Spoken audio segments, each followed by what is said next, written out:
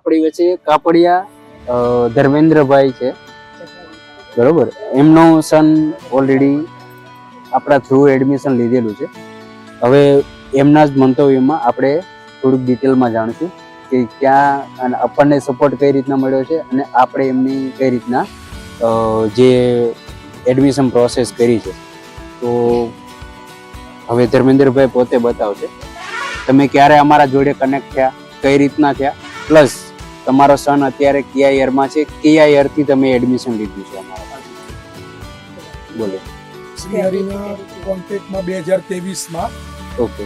અને મેં એટલે નીટની એક્ઝામ પછી હું કોન્ટેક્ટમાં આવ્યો હતો. ઓકે. નિર્ભય સરનો કોન્ટેક્ટ થયો હતો અને ત્યાર પછી એડમિશનની પ્રોસેસ ઓકે. આપણે ચાલુ ઓકે. ઓકે. ઓકે. મારો સન જે છે તે સેકન્ડ યરમાં થર્ડ સેમમાં છે. ઓકે. ઓકે.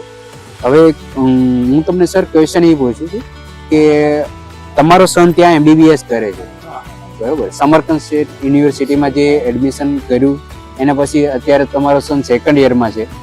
તો ત્યાં યુનિવર્સિટીમાં પ્રેક્ટિકલ કેવા થાય છે, પ્લસ થિયરી બી કઈ રીતના સ્ટડી થાય છે યુનિવર્સિટીમાં, એ થોડુંક જણાવશો સર મને. ફર્સ્ટ ઓફ ઓલ તો ત્યાં મને શું ગમ્યું સમરકંદમાં કે એમને 10-10 ના બેચ છે કે 10 જ છોકરાઓને તમે જે પ્રોફેસર પર્સનલી ધ્યાન આપે છે એ મને બહુ જ ગમ્યું. આપણા ઇન્ડિયામાં એવું નથી.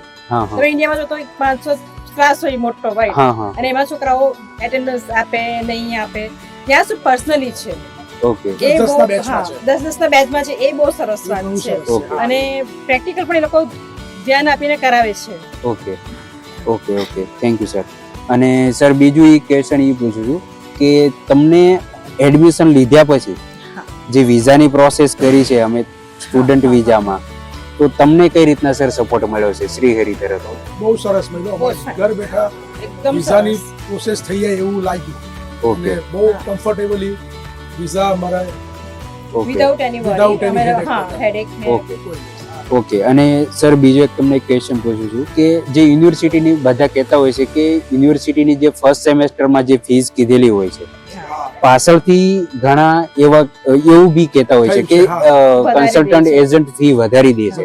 તો તમારી જે ફર્સ્ટ સેમેસ્ટરમાં જે ફીસ હતી તેમાં કોઈ અત્યારે વધારો, તો તમે જ્યારે એડમિશન લીધું ત્યારે જે ફીસ હતી એનાથી અત્યારેની સિચ્યુએશન જોયા જઈએ તો તમારી ફીસમાં વધારો થયેલો છે કે નહીં?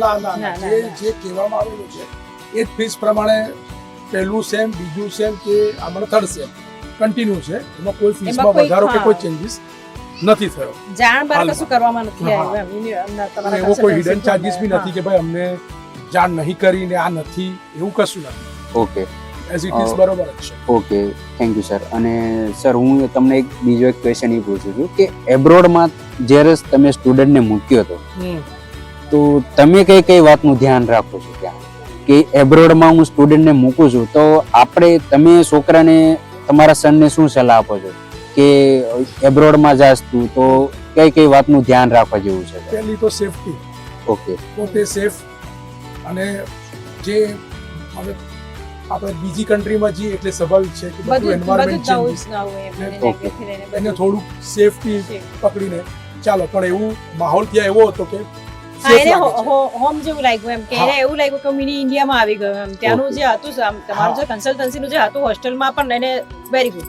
ખાલી માણસો બદલાય, સેફટી થી લઈ બધી રીતે સિક્યુરિટી પણ બહુ સરસ હતું ને ફાઇન વ્યવસ્થિત છે. Okay. Thank you sir. Okay. Thank you.